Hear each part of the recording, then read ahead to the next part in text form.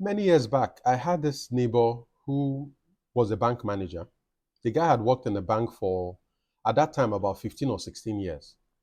And unfortunately, he lost his job. So he was one of those people who were asked to leave the bank because the bank was downsizing, right? And I had a front row seat view to how that single event of losing his job totally shattered this guy. It affected his self-confidence. He wasn't able to come out, as often. He started avoiding people. His financial situation changed. A lot of things about him changed. I don't know where he is now, but essentially he withdrew. There are many reasons why that happened, but you and I can agree on a couple of them. The first was that this guy didn't have any fallback. His job was his sole source of income. He was a company man, what you call a company man, through and through. He was one of those people who will look down on people who are doing business and be like, go and get a job, go and get a proper job. His identity was tied to his position in the bank. Anytime he's a banker, that whole pride of putting on his suit and his tie, looking very important, all those things. So it just showed me how it can be dangerous when people don't realize that the game has changed. So back in our parents' days, you could see somebody who worked in a company for 30 years or 35 years and resign and retire from that company, right? These days it's not that common. Even oil and gas companies, banks, everywhere, government jobs are also not spared. So that thing called job security has a different meaning. What it means is that your job is just one source of income that is not entirely guaranteed. And it still leaves you vulnerable, particularly financially. And this is one of the reasons why many people who are in corporate employment are looking for an additional source of income or some kind of insurance so that if something happens to their job, they have something to fall back on, right? I worked in corporate for almost 10 years. So I wore the suit and tie. I did all those things. I lived the life, right? I enjoyed those benefits. But then I knew I wanted something more. I wanted something different. But the challenge I had was that it was not easy to learn how to transition from entrepreneurship, from employment into entrepreneurship, especially when you've been dosed on a regular supply of your monthly salary, you have all those benefits, you are a part of a machine when you work in a company that makes life easy for you. So even on a mindset level, how to go about starting a business, what kind of business should I start? There were a lot of horror stories. I burnt my fingers several times. I got into agribusiness, I got into logistics. At one time, I traded refined petroleum products. At one time, I did poultry products. Then consulting was the thing that I never even considered as a business that ended up being the thing that pulled me out of corporate. So from the time I officially registered my company until the time I resigned from my job, it was about 2 years. So I was a part-time entrepreneur for 2 years before pulling out into full-time entrepreneurship. My story is just one variant of thousands and millions out there. There are people who are working in jobs that don't give them any sense of fulfillment. They don't see what kind of impact they are making on the world. They are starting to think of their legacy. They are starting to think of, if their contributions matter to the world, right? They want to tell their kids how the work that they do every day matters. These people have prioritized career over things like family, and they're not happy about it. They would like more work-life balance. But right now, almost everything is staked on that job. There are people who are victims of office politics. There are people who are very good at office politics, and there are people who hate office politics, and they don't want anything of it. They want to control their time. They want to control who they work with, when they work, and what kind of work that they do. But they don't have that freedom because that is one of the things you lose when you are in when you're in corporate employment. So what this means is that if you are somebody who has a job right now and you are not thinking of your insurance, and these days there are mainly two tracks. Is either you are an employee or you are involved in business. And now when people say involved in business, it doesn't mean you have to actively own the business like I did. I mean, active entrepreneurship. There are people I know, friends, colleagues, who are still in employment, they are pursuing their career, but they are passively involved in businesses on the side. right? They are passively involved in businesses on the side. They have businesses that don't compete with their jobs. And this is one mistake people can make. When you start a kind of business that competes with your job, at the end of the day, your performance on the job is struggling, and even the business you're trying to build on the side is struggling. You're not giving either part full attention. But what I've found in my own experience and in the experience of other people that I've guided to make this transition is that you can eat your cake and have it. There are certain kinds of businesses that do very well with people who are fully employed. So if you have a job and you're thinking of transitioning into entrepreneurship, either on a part-time basis or on a full-time basis, there are certain kinds of businesses you shouldn't touch. If not, they are going to frustrate you. They will frustrate your full-time job, and they are going to frustrate your new experience in entrepreneurship. And there are certain kinds of businesses that are very well adapted to the needs of somebody who may not be fully available to run a business on the side. So what I did was I ended up creating a course I wish I had 10 years ago. Because incidentally, this year marks 10 years since I ever took a salary from anybody. This year marks 10 years since I made that fateful decision to totally cut off from full-time employment into full-time entrepreneurship. If anybody tells you it's easy, it's a lie. If anybody tells you it's rosy, like all those stories you hear about, entrepreneurship will torture you before it rewards you.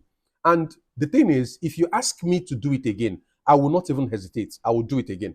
Maybe it's because I have the benefit of corporate and entrepreneurship, right? I did corporate for almost 10 years. Now I'm on my 10-year anniversary as an entrepreneur. I've seen the two sides and I can choose. I've seen people who never worked for somebody. Those are the people I call choice entrepreneurs. Choice entrepreneurs are people who maybe finished from school, they got out of university, and they started a business on the side while they were looking for a job. The job didn't come, but the business was growing, and they focused on the business full time. So they never worked in any corporate environment. They've always known business, right? Those are the people I call, those are people I call chance entrepreneurs. They started entrepreneurship by chance. That's not what they initially intended to do, but their circumstances constrained them to actually start businesses. So those are chance entrepreneurs. Choice entrepreneurs, on the other hand, like the kind of entrepreneur that I am, is that when I resigned my job, I was a manager. The remuneration was, of course, anybody who works at a paid job will always feel like, will always want their salary to be better. But, now that I look back, it wasn't I wasn't doing badly financially, right?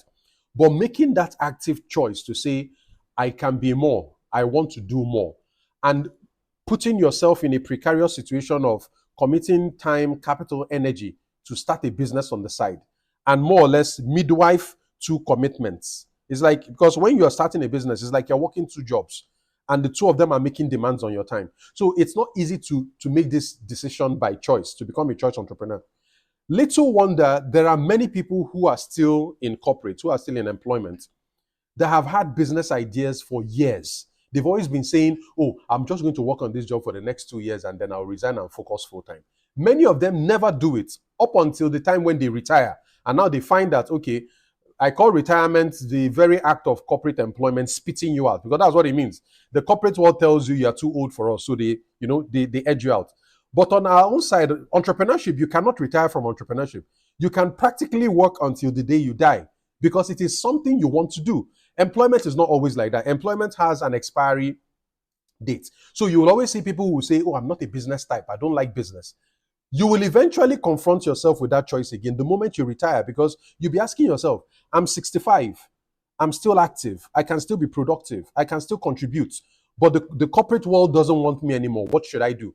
So for many people, that is when they start a business, right? So if you don't want to react to your circumstances and you want to actively, take that initiative and start to work on your financial independence, on your job security, whether you're fired from your job or not, if you have a backup, if you have a business that you're actively involved in or passively involved in as a backup, retrenchment or downsizing will not hit you the way it hits that my neighbor, the one I used as an example when I started this video, right? So it's a sensible thing in this day and age, knowing that that whole commitment of lifetime employment is no longer guaranteed. It's a sensible thing in this day and age for you to start thinking about your financial security, for you to buy insurance, which means you have to somehow get involved, right, in some kind of business, whether it's active or passive. And on top of that, even if you're not convinced, We are seeing how high the inflation is rising. We are seeing how much the money, the currency is being devalued, right? The cost of living is rising at a significantly faster pace than the rise in wages. Even if you look at the change in your salary to the change in the cost of living, it doesn't measure up. So most people are working at jobs that have shortchanged them financially. Meanwhile, when it comes to entrepreneurship, you can actually get to dictate your pace and what you want your capacity to be and what you're going to earn. So what I did is I created a course that I wish I had seen 10 years ago. All those psychological battles I fought, all those business battles I fought, choosing the right business and working through it. And eventually, from being a part-time entrepreneur for 2 years, before I resigned my job and focused on full-time entrepreneurship, and I've been doing this now on my own for the last 10 years.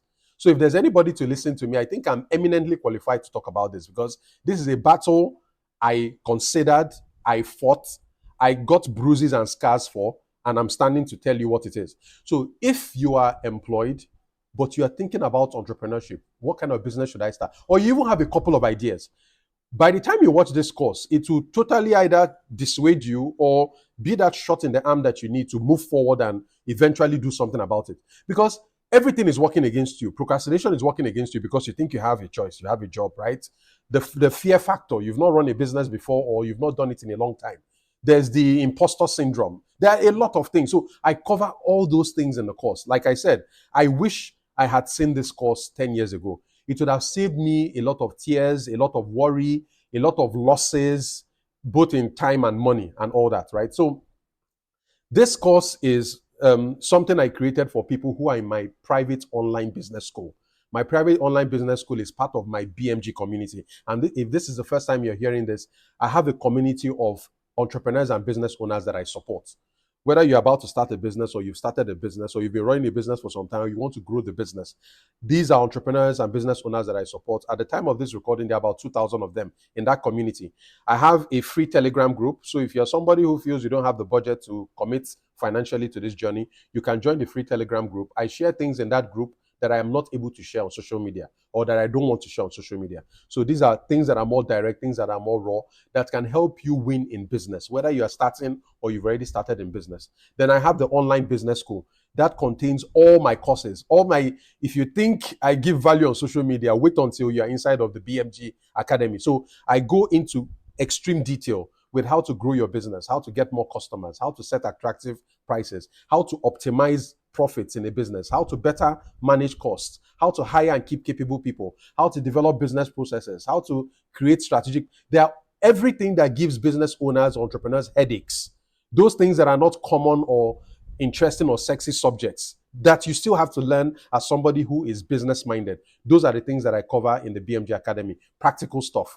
Apart from the BMG Academy, I also provide one-on-one coaching. So if you're the kind of person who you have confidentiality is important to you, privacy is important to you, you want a one-on-one relationship where I guide you month on month towards achieving your business goals, whether it is starting a business, properly organizing and structuring your business or growing your business, then the one-on-one coaching will help. That's called the BMG Consult. Then we have the BMG Premium, which is like an ultra exclusive package that I provide, which is a year long, right? But to better understand all these things I'm talking about, follow the link on your screen right now. Join the bmg.com. You will see all the options through which I can help you, from free, the free Telegram group to the paid offerings that I offer, right? So bottom line is we are living in one of the best times of humanity, which is that you can actually become the master of your fate. You can become the captain of your own ship. You don't have to make the mistake that some people have made, pledging their financial future, their financial security, their identity to a job that is not guaranteed, that you don't control. You work in a job where you don't sit on the board of directors. You are not a co-owner of the business. So you're expendable, right? So if this is the first time you're seeing me, my name is John Paul Iwuoha. I'm a management consultant and business strategy specialist. What that means to the man on the street is that I make it easier and faster for people to start, build, and grow their businesses. Until the very next time, I look forward to supporting you inside of the BMG community. Cheers.